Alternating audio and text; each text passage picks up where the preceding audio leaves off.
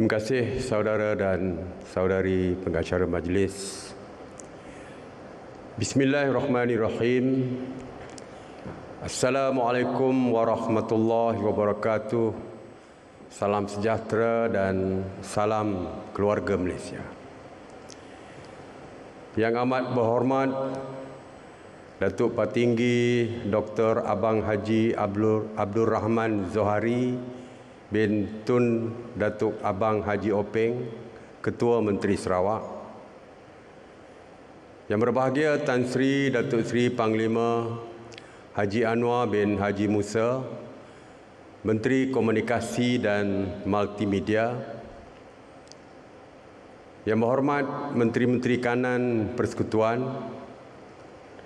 Yang berhormat Timbalan-Timbalan Ketua Menteri Sarawak. Yang berhormat Menteri-Menteri Persekutuan dan Negeri Sarawak dan Sabah. Yang berbahagia Tan Sri Datuk Amar, Ketua Setiausaha Negara. Yang berhormat ahli-ahli Parlimen dan ahli-ahli Dewan Undangan Negeri Sarawak dan seluruh keluarga Malaysia yang saya kasihi, tidak kira di mana anda berada. Alhamdulillah, marilah kita memanjatkan kesyukuran kehadrat Allah SWT kerana dengan izinnya dapat kita berhimpun bersama-sama dalam sebuah keluarga besar Malaysia bagi menyempurnakan salah satu agenda penting buat negara. Setinggi-tinggi penghargaan buat kerajaan negeri Sarawak dan seluruh keluarga Malaysia di bumi Kenyalang, khususnya Ketua Menteri Sarawak Yang Amat Berhormat Datuk Patinggi Dr. Abang Abdul Rahman Zohari bin Tun Datuk Abang Openg di atas kesudian menjadi tuan rumah bagi majlis ini. Sesungguhnya saya berasa bangga dapat bersama-sama tuan-tuan dan puan-puan semua di Bandaraya Perpaduan Kuching pada hari yang sungguh bermakna ini. Keluarga Malaysia yang saya kasihi, idea keluarga Malaysia yang diilhamkan oleh kerajaan hari ini bukanlah retorik atau slogan semata-mata, tetapi ianya merupakan semangat yang diterapkan kerajaan dalam pentadbiran negara, di mana kepentingan dan kesejahteraan rakyat dipelihara seperti menjaga sesebuah keluarga. Mengambil contoh, sebuah keluarga, andai kata ada di kalangan anak kita yang lemah dari segi pembelajaran, sudah tentu kita akan memberi lebih tumpuan. Apalagi jika ada ahli keluarga yang kurang bernasib baik dalam kehidupan, pasti kita akan mengulurkan pertolongan dan tidak membiarkan mereka bersendirian. Begitulah juga dalam pentadbiran kerajaan pada hari ini. Keluarga Malaysia seperti golongan B40 dan M40 yang terkesan akibat pandemik akan terus diberikan fokus dan keutamaan dalam mendapat manfaat bantuan-bantuan kerajaan. Sejajar dengan ini, pembangunan sosioekonomi negara di negeri-negeri yang kurang membangun akan terus diberikan keutamaan.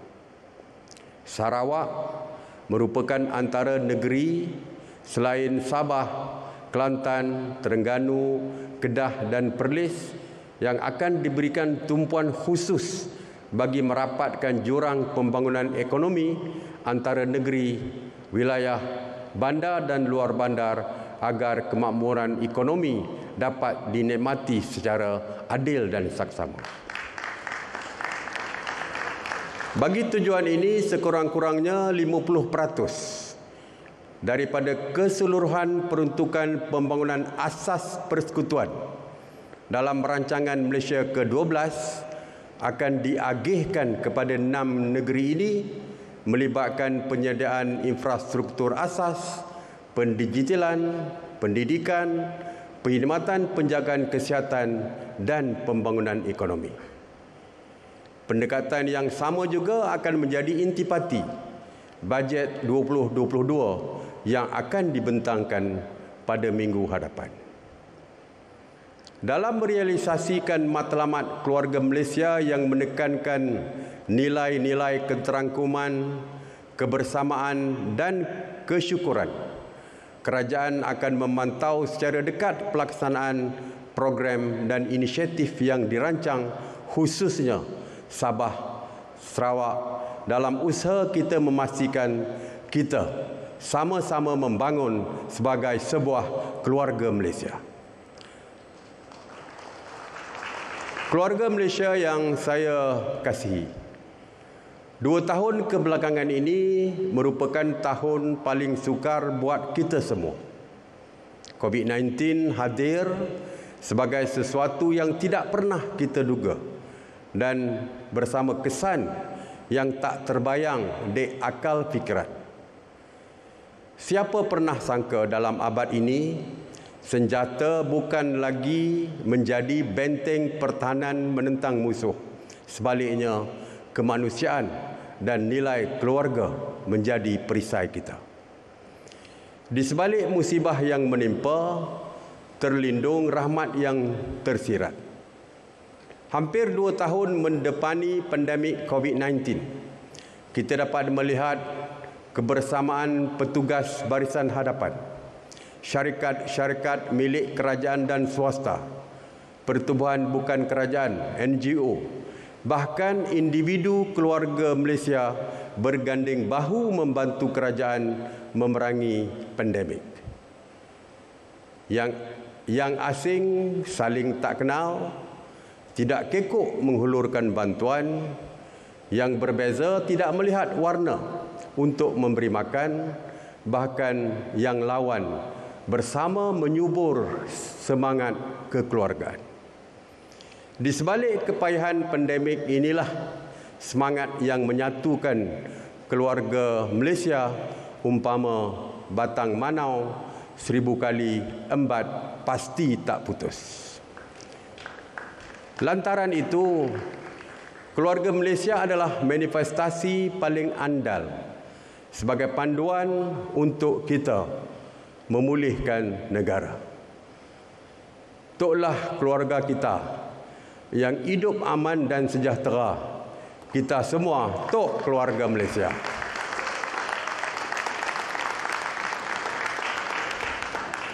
Dengan integrasi nasional silang budaya, masyarakat Melayu, Cina, India, orang asli dan lain-lain, 27 etnik Bumi Putera Sarawak, antaranya kaum Iban, orang Ulu, Melanau dan Bidayuh, 42 etnik dan lebih 200 sub-etnik anak negeri Sabah, antaranya suku kaum Kadazan, Dusun, Murut, Rungus dan Bajau. Ayuh, kita teguh bersama mendepani apa jua dugaan, meraihkan perbezaan, mencari titik persamaan dalam memperkasa perpaduan dan integrasi nasional dengan semangat keluarga Malaysia. Ibarat sakit sama bergaduh, luka sama menyiuk. Keluarga Malaysia yang saya kasihi, 3 teras utama digariskan di bawah lembayung keluarga Malaysia, iaitu keterangkuman, kebersamaan dan kesyukuran. Teras ini akan menjunjung nilai-nilai keluarga Malaysia, berpaksikan keluhuran perlembagaan persekutuan seperti yang telah termaktub di dalam rukun negara. Alhamdulillah, perjuangan kita kini mula menampakkan sinarnya. Dengan semangat keluarga Malaysia hari ini, kita dapat melihat tren penurunan kes jangkitan COVID-19 harian sekitar 5,000 kes berbanding lebih 23,000 kes sebelum ini. Program imunisasi COVID-19 kebangsaan juga telah mencapai lebih 94.4% populasi dewasa dan PICK remaja merekodkan 46.3% remaja yang telah lengkap menerima 2 dos vaksin. Fasa pemberian dos penggalak juga telah dimulakan di negeri Sarawak yang bertuah ini. Dengan izin Allah SWT, saya yakin Malaysia berada di landasan yang tepat dalam peralihan ke fasa endemik dalam masa terdekat ini. Keluarga Malaysia yang saya kasihi, pelbagai program dan inisiatif yang telah dan akan dilaksanakan di bawah payung Keluarga Malaysia.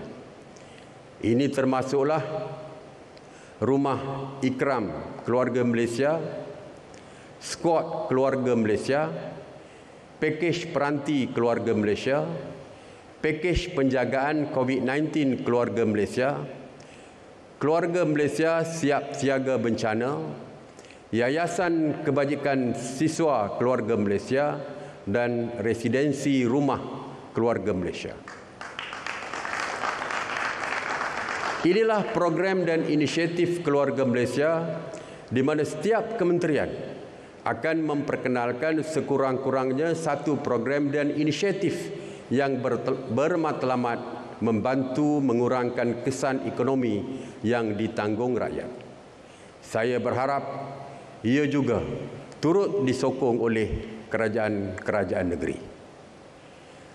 Kerajaan hari ini yang bekerja dalam semangat sebuah keluarga akan terus konsisten memberi tumpuan kepada program serta inisiatif yang melimpahkan kesejahteraan dan manfaat kepada seluruh keluarga Malaysia. Keluarga Malaysia yang saya kasihi, bagi memantau pelaksanaan konsep Keluarga Malaysia, keberhasilan kebahagiaan atau Key Happiness Outcome (KHO) telah diperkenalkan bagi melengkapi petunjuk prestasi utama atau KPI. KHO dan KPI ini menjadi komitmen dan kesungguhan kerajaan untuk membawa negara keluar daripada kelelahan pandemik. Bahkan, ia akan memperbaiki kedudukan negara dalam Carta Indeks Kebahagiaan Dunia atau World Happiness Report, di mana kita kini berada di kedudukan ke-81 pada tahun 2021. Keluarga Malaysia yang saya kasihi, hari ini dalam usaha kita memeta perjalanan pemulihan melalui pelbagai program dan inisiatif, saya ingin berkongsi kisah untuk kita insafi secara bersama.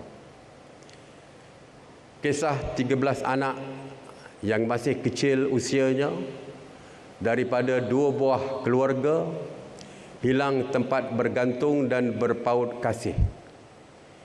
Adik Nazurah Nabilah binti bin Yazid berusia 19 tahun yang terpaksa menjaga 7 adiknya, manakala adik Hadrani bin Hasil menjadi kepala keluarga pada usia 11 tahun untuk meneruskan kelangsungan hidup bersama 4 adiknya. Ironinya, adik bongsu Hadrami baru berusia 3 tahun.